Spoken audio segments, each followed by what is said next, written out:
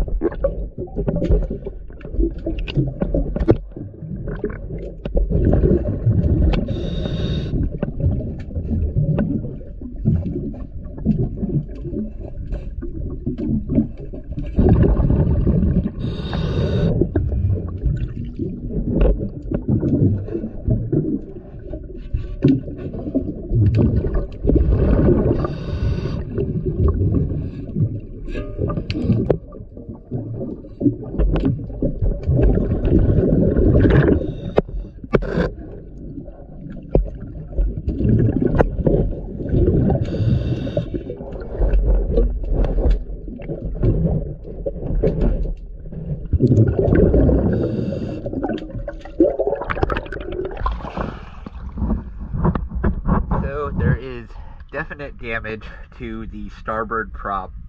One blade in particular looks like it has been bent pretty significantly.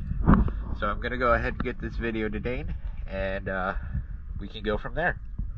Thank you for choosing PS Dive.